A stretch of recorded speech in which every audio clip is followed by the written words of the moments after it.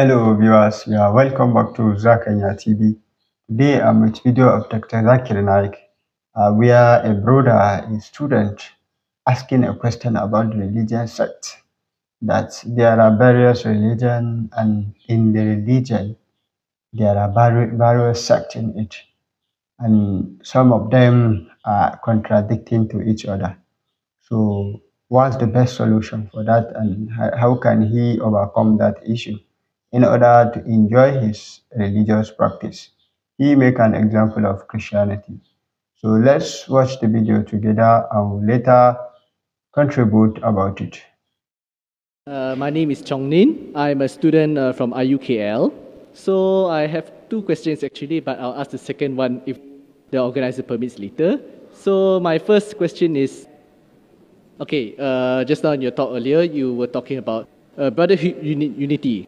So it sounds like a potential solution for religious harmony between the many major faiths in this world. So the biggest problem I think about is like Christianity. There are many different sects, different religious. Different sections, different interpretations by preachers and humans. So based on this human factor that tends to misinterpret a religion, deviating from the main text, the main content of a religion, what is your solution or your response to this problem or to this biggest obstacle to brotherhood unity? The brother asked a good question that we find in some religion, and I give the example of Christianity, that people interpret the scripture differently, therefore you have different sects, etc. And that's what brings diversity. So what is the solution? Whether the solution is that you go back to the scripture, and if the interpretation differs, and by the different interpretation, if there's a contradiction, then you choose that interpretation which there's no contradiction. For example, you just heard the earlier brother, when he asked that why can't a man from Ahle Kitab marry?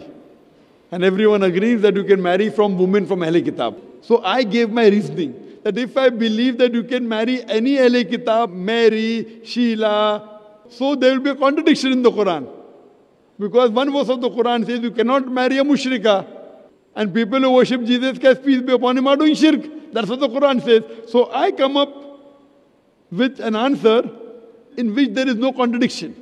So any logical person who hears both the answers will agree with my answer more, or any answer in which there is no contradiction.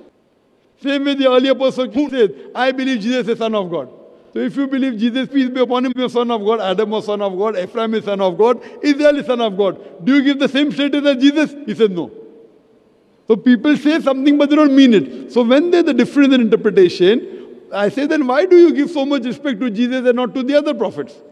What they are saying actually begotten Son. And when they say begotten, I say that word has been removed from the Bible. So when you study, when you do analytical study and a logical study, you come to the truth. As Jesus Christ, peace be upon him, said in the Bible, seek ye the truth and truth shall free you, Gospel of John. So when you're doing research, you easily come to know which is the correct one. But if you follow blindly the church or a particular scholar, blindly without checking right or wrong, then you come into a problem. So that's the reason when you read a commentary of any scripture, what you have to see how logical it is and how well it is connected. And you have to take the scripture as a whole, not only one verse out of context. If you take one verse out of context and interpret it, you have to take the scripture as a whole. So when you take as a whole, and that commentary which fulfills the requirement is the correct one. So this has to be done with study, brother. And then you realize that which is the correct translation and interpretation of the scripture. Hope that answers the question. You see, this issue is a multi-religious issue. What I mean with that, all of the religions has that issue of sect, issue of difference in understanding.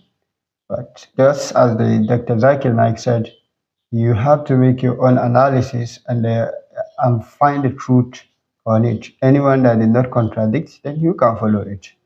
As Dr. Zakir Naik quote a Bible verse that says, seek for the truth shall free you. Seek for the truth shall free you.